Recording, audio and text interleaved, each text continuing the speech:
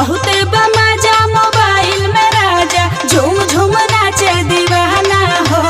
4G mobile याद देता राजा देखब करिश्मा के गाना।